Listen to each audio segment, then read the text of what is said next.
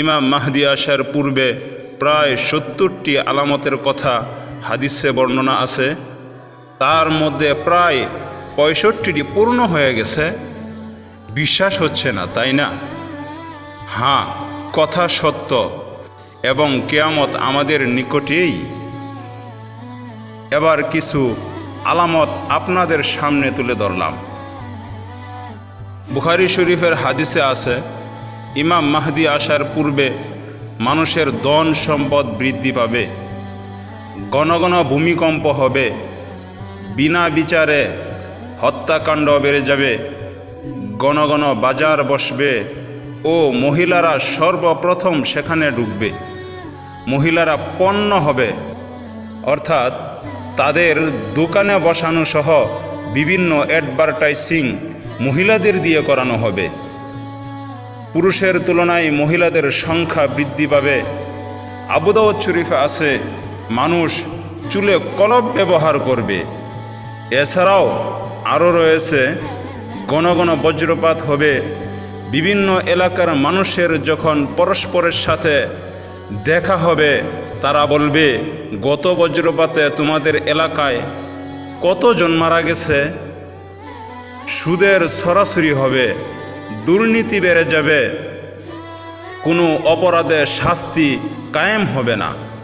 জিনা, ব্যভিচার, প্রেম, ভালোবাসা, অবৈধ সম্পর্ক, পরকীয়া বেড়ে যাবে। সময় দ্রুত চলে যাবে, সব কিছু থেকে বরকত কমে যাবে। গান বাজনা ব্যাপকভাবে বৃদ্ধি পাবে ও তাকে হালাল মনে করা হবে।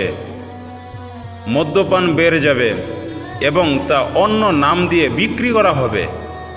কাফের শাসকদের বন্ধু বানাবে। অযোগ্য ব্যক্তির হাতে ক্ষমতা থাকবে। সমাজ, পরিবার, রাষ্ট্রের প্রায় সব জায়গায় নারীর কর্তৃত্ব থাকবে। বেশিরভাগ মানুষ নামে মাত্র মুসলিম থাকবে। পাপকে পাপ না মনে করে আনন্দ করবে। বেশি পরিমাণে বিদআত বৃদ্ধি পাবে।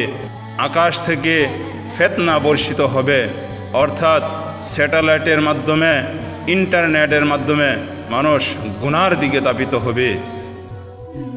মুসলিম উম্মাহর একদল মূর্তি পূজা করবে।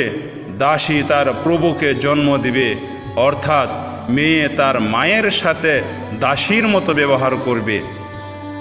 গায়ক গায়িকা, নায়ক নায়িকা, নর্তকীদের ড্যান্সের কদর বেড়ে যাবে। মুসলিমরা সব জায়গায় নির্যাতিত হবে। জিহাদ সহ আরও বিভিন্ন ফরজ বিধান থেকে মানুষ দূরে থাকবে। মূর্খরা আলেমদের ভুল ধরবে। ফুরাত নদী শুকিয়ে যাবে। আপনি খবর রাখেন কি, বর্তমানে শতকরা 94% পানি শুকিয়ে গেছে, আর তা থেকে স্বর্ণের পাহাড় উঠে আসবে। শতকরা 99% মানুষ তা নিজের মনে করবে ও যুদ্ধ লেগে যাবে। মৃত্যুকে ভয় পেয়েও জীবনের মায়া বেশি থাকবে। সৌদি নেতৃত্বে 3টি ফাটল হবে। চিন্তা করে দেখুন বন্ধুরা, বর্তমান বাদশার 3 জন ছেলে সন্তান।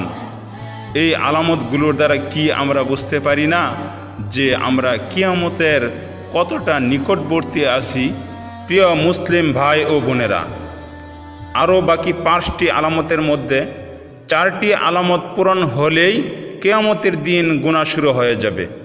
আসুন জেনে নেই সেই আলামতগুলো কি কি। নাম্বার 1, আলেমদের থেকে ইলম উঠিয়ে নেওয়া হবে। নাম্বার 2, কারীদের থেকে তেলাওয়াত উঠিয়ে নেওয়া হবে। নাম্বার 3, কোরআনের লেখা মুছে যাবে। নাম্বার 4, পশ্চিম দিক দিয়ে সূর্য উঠবে। নাম্বার 5, মসজিদ চাকচিক্যময় করবে কিন্তু মুসল্লি কম হবে। এখন কিন্তু তাই হচ্ছে। প্রতিটা মসজিদকে চাকচিক্যময় করে বানানো হচ্ছে, অথচ মসজিদে হাতে গোনা কিছু মানুষ ছাড়া মুসল্লি খুঁজে পাওয়া যায় না। প্রিয় বন্ধুরা, আগে মনে হতো কিয়ামত আসতে এখনো অনেক সময় বাকি, কিন্তু এখন মনে হয় কিয়ামত এতটা কাছে যে হয়তো আমিও কিয়ামত দেখতে পারবো। অথচ প্রতিদিন মৃত্যু আমাদেরকে 7 বার স্মরণ করছে। আল্লাহ সকল মুসলমানদের ঈমান ধরে রাখার তৌফিক দান করুন।